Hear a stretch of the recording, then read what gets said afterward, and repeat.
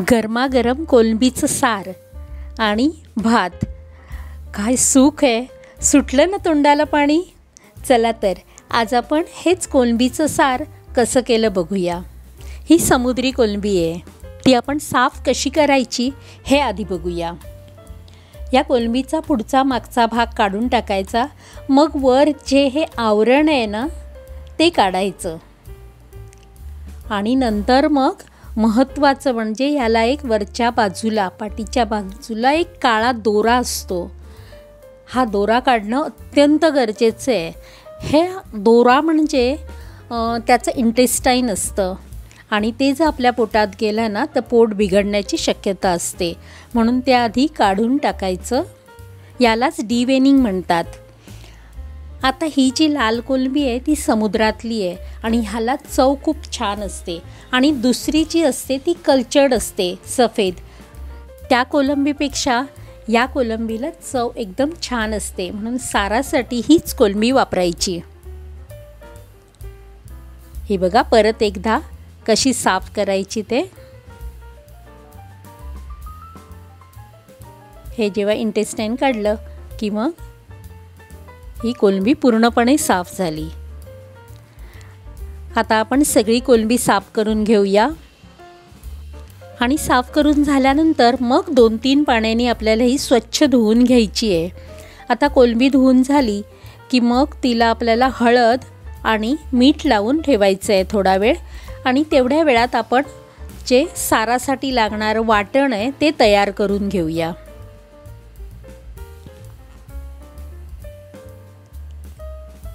कोलंबी साफ करायला घ्यायच्या आधीच मी इथे 5-6 बेडगी मिरच्या आणि 1 टेबलस्पून धने आणि अर्धा टेबलस्पून बडीशेप भिजत घातली होती. मिरची धने चांगले भिजले की बारीक वाटले जातात. आता आपण वाटण तयार करायला घेऊया. ही भिजलेली मिरची आणि धने बडीशेप घेतलेत. त्याचबरोबर इथे आपण अर्धा नारळ, जो ओला नारळ किसून घेतला आहे. पावभाग कांद्याचा घेतला आहे, उभा चिरून घेतला आहे. 5-6 लसणाच्या पाकळ्या, मुठभर ओली कोथिंबीर चिरून घेतली आहे.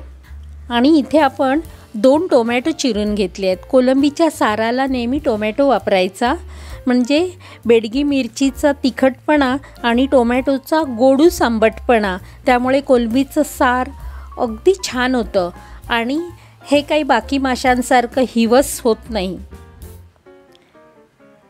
आता आपण हे सगळं मिक्सरमध्ये घालून घेऊया. आधी मिरची, बडीशेप आणि धने, कांदा, लसूण आणि टोमॅटो बारीक करून घ्यायचे. हे वाटण चांगलं बारीक वाटून घेतलं की मग आपण याच चटणीमध्ये हे ओलं खोबरं आणि कोथिंबीर घालून घ्यायची आहे आणि हे वाटण वाटून घ्यायचं आहे. साराचं हे वाटण अगदी गंधासारखं बारीक वाटायचं. आता गॅसवर एक हंडी गरम करत ठेवली आहे. त्यात तेल घातलं. तेल तापलं की फोडणीसाठी थोडासा कांदा आणि 2 लसणाच्या पाकळ्या ठेचून घालायच्या आहेत. थोडंसं परतल्यावर मग यामध्ये आपण कोलंबी घालूया. कोलंबी घातल्यानंतर ही आपल्याला 2-3 मिनिटं तेलावर चांगली परतायची आहे.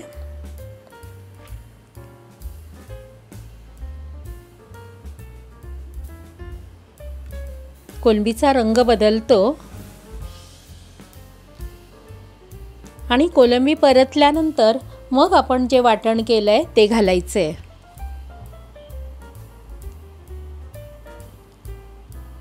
आता ढवळूया. मिक्सर धुतलेलं पाणी थोडंसं घालायचं आहे आणि नंतर मग ढवळून यामध्ये आपल्याला चवीपुरतं मीठ घालायचं आहे. कारण आपण आधी कोलंबीला पण मीठ लावलेलं आहे, पण चटणीमध्ये मीठ नसल्यामुळे जेवढं लागेल तेवढं मीठ घालायचं आहे. आणि आता चांगला कड काढायचा आहे.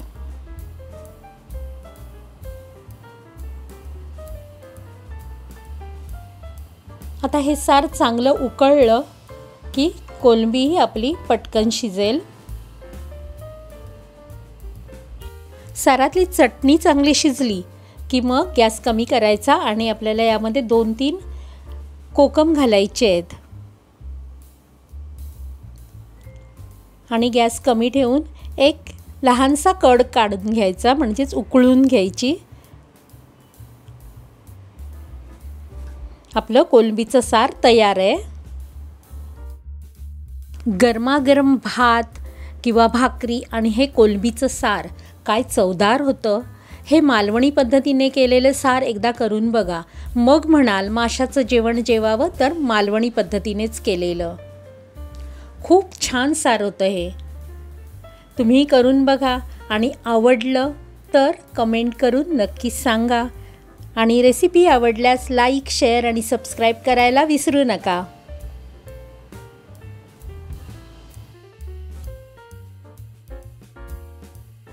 धन्यवाद.